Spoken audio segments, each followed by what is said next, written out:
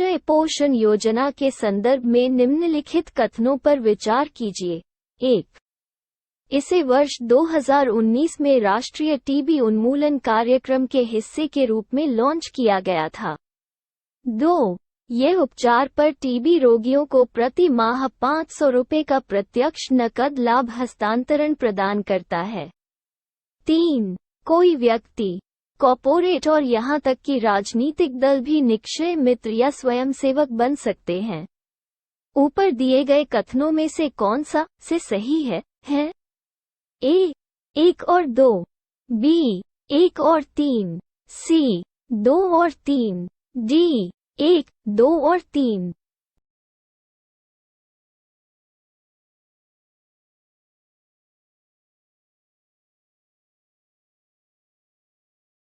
उत्तर सी। निक्षय पोषण योजना टीबी रोगियों के बीच पोषण सुधार पर अधिक ध्यान देने के साथ केंद्रीय स्वास्थ्य मंत्रालय ने राष्ट्रीय टीबी उन्मूलन कार्यक्रम (NTEP) के हिस्से के रूप में वर्ष 2018 में निक्षय पोषण योजना शुरू की। यह उपचार पर टीबी रोगियों को प्रति माह 500 रुपये का प्रत्यक्ष नकद लाभ हस्तांतरण प्रदान करता है। इसका विकास और रख-रखाव केंद्रीय टीबी प्रभाग (CTD), स्वास्थ्य और परिवार कल्याण मंत्रालय के द्वारा राष्ट्रीय सूचना विज्ञान केंद्र (NIC) और world health organization country office in India के सहयोग से किया जाता है। जनभागीदारी या सामुदायिक भागीदारी हाल ही में शुरू किए गए प्रधानमंत्री टीबी मुक्त भारत अभियान का मूल सिद्धांत है। ये जन जागरूकता, व्यवहार परिवर्तन, मांग निर्माण, मिथकों को दूर करने और अनिच्छुकों को सेवाओं को अपनाने के लिए समझाने में महत्वपूर्ण भूमिका निभाता है। निक्षय मित्र टीबी रोगियों को गोद ले सकते हैं और उनकी देखभाल कर सकते हैं। स्वयंसेवक कोई व्यक्ति, गैर सरकारी संगठन, सहकारी समितियां, कॉर्पोरेट और यहां तक कि राजनीतिक दल भी हो सकते हैं। वे टीबी रोगियों को पोषण संबंधी सहायता, पूरक आहार, अतिरिक्त जांच और व्यावसायिक सहायता के माध्यम से मदद कर सकते हैं। टीबी माइकोबैक्टीरियम ट्यूबरक्लोसिस नामक जीवाणु के कारण होता है, जो माइकोबैक्टीरियासी परिवार से संबंधित है। मनुष्यों में टीबी सबसे अधिक फेफड़ों, फुफ्फुसीय टीबी को प्रभावित करता है, लेकिन यह अन्य अंगों को भी प्रभावित कर सकता है। हाल ही में खबरों में रही मलम्पंदरम जनजाति मुख्य रूप से निम्नलिखित में से किस राज्य में पाई जाती है? ए. तमिलनाडु, बी. लद्दाख, सी. कर्नाटक, डी. केरल।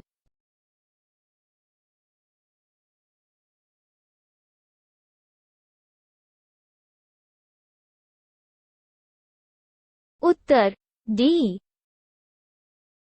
मलम्पंदरम को पहाड़ी पंडारम भी कहा जाता है। यह एक अनुसूचित जनजाति है। ये पबा नदी, अचनकोविल नदी और पठानपुरम में शेनकुटा पर्वतमाला के पास केरल के कोलम जिले में बसे हुए हैं। अन्य जनजातीय समुदायों के विपरीत मलम्पंदरम जनजाति अभी भी जंगलों के भीतर खानाबदोश जीवन व्यतीत करती है। ये एक सुदूर जंगल में रहने वाले छोटे खानाबदोश समुदाय हैं। व्यवसाय मछली पकड़ना और जंगल से फल और अन्य खाद्य पदार्थ इकट्ठा करना इस समुदाय का मुख्य व्यवसाय है, जो अपनी सभी जरूरतों के लिए जंगल पर निर्भर करता है। मलम्पंदरम का आर्थिक जीवन अत्यधिक वन आधारित है। प्रमुख पारंपरिक व्यवसाय शिकार करना और इकट्ठा करना है। इस समुदाय के सदस्यों को हर्बल दवाओं का पारंपरिक ज्ञान है। ये अपने लिए औषधीय जड़ी बूटियां सबरीमलाई, इराली, इदुक्की और वायनाड के जंगलों से एकत्र करते हैं। वर्ष 2011 की जनगणना में उनकी जनसंख्या 2422 दर्ज की गई थी। मलम्पंदरम हिंदू धर्म का पालन करते हैं एवं सथा या अयप्पन उनके प्रमुख देवता हैं। बिल के संबंध में निम्नलिखित कथनों पर विचार करें। 1.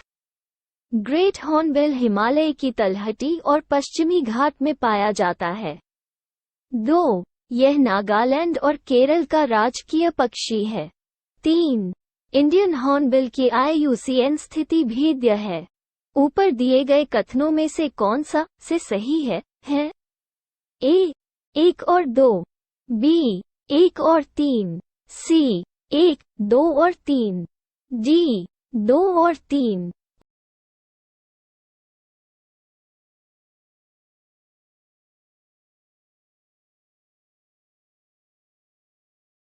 उत्तर B। संदर्भ: नागालैंड में लोकप्रिय हॉर्नबिल उत्सव नागालैंड की कला, संस्कृति और व्यंजनों को प्रदर्शित करता है। ये हमारे देश के कुछ सबसे बड़े, सबसे शानदार पक्षियों के परिवार की ओर भी ध्यान आकर्षित करता है। The great hornbill bird. Great hornbill Himalaya की तलहटी, पूर्वोत्तर और पश्चिमी घाट में पाया जाता है। यह अरुणाचल प्रदेश और केरल का राजकीय पक्षी है। भारतीय हॉर्नबिल की IUCN स्थिति: भेद्य, संवेदनशील, रैट हॉर्नबिल। ब्राउन हॉर्नबिल और रूफस नेक्ड हॉर्नबिल थोड़े छोटे होते हैं और केवल पूर्वोत्तर भारत में पाए जाते हैं। ओरिएंटल पिएड हॉर्नबिल को देखने के लिए एक अच्छी जगह राजाजी राष्ट्रीय उद्यान, उत्तराखंड है। पश्चिमी घाट में मालाबार ग्रे हॉर्नबिल की तेज हंसी गूंजती है। समूह में सबसे छोटा भारतीय ग्रे हॉर्नबिल हर जगह पाया जाता है, थार रेगिस्तान को छोड़कर। उनकी बड़ी और भारी चोंच उनको शारीरिक संतुलन बनाने में थोड़ी कठिनाई देती है। हॉर्नबिल अपने घोंसलों के लिए लंबे पेड़ों को पसंद करते हैं। इन पक्षियों और पेड़ों के बीच एक पारस्परिकता है। बड़े फल खाने वाले पक्षियों के रूप में हॉर्नबिल पेड़ों के बीजों को फैलाने में महत्वपूर्ण भूमिका निभाते हैं। में खबरों में रही मोनोक्लोनल दवा लेकोनेमैब निम्नलिखित में से किस बीमारी के उपचार से संबंधित है? A. Alzheimer, B. MDR तपेदिक, C. AIDS, D. Cystic fibrosis.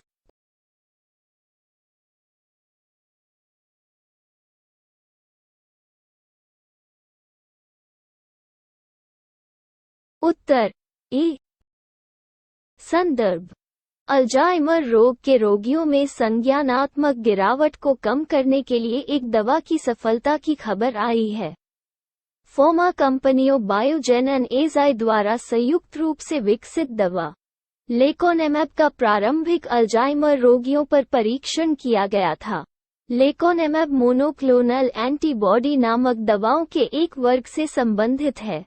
Alzheimer रोग एक प्रगतिशील तंत्रिका संबंधी विकार है, जिसके कारण मस्तिष्क सिकुड़ जाता है, एट्रोफी, और मस्तिष्क की कोशिकाएं मर जाती हैं।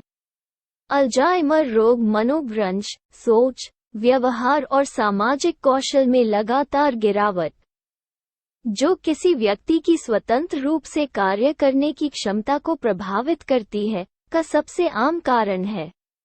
बीमारी के शुरुआती लक्षणों में हाल की घटनाओं या बातचीत को भूल जाना शामिल है। जैसे जैसे रोग बढ़ता है, अल्जाइमर रोग से पीड़ित व्यक्ति में गंभीर स्मृति दुर्बलता विकसित हो जाती है और वह रोजमर्रा के कार्यों को करने की क्षमता खो देता है। दवाओं से लक्षणों में अस्थायी रूप से सुधार या प्रगति धीमी हो सकती है। अभी तक ऐसा कोई उपचार नहीं है जो अल्जाइमर रोग को ठीक करता हो या मस्तिष्क में रोग की प्रक्रिया को बदल देता हो। रोग के उन्नत चरणों में मस्तिष्क के कार्य के गंभीर नुकसान से जटिलताओं, जैसे कि निर्जलीकरण, कुपोषण या संक्रमण के कारण मृत्यु हो जाती है। निम्नलिखित कथनों पर विचार करें। 1. संयुक्त राष्ट्र संघ द्वारा 10 दिसंबर 1948 को मानव अधिकारों की सार्वभौमिक घोषणा को अपनाया गया था। 2. अंतर्राष्ट्रीय मानवाधिकार दिवस 2022 की थीम डिग्निटी, फ्रीडम और जस्टिस फॉर ऑल रखी गई है। ऊपर दिए गए कथनों में से कौन सा से सही है? A. केवल 1, B. केवल 2, सी 1 और 2 दोनों, डी उपर्युक्त में से कोई नहीं।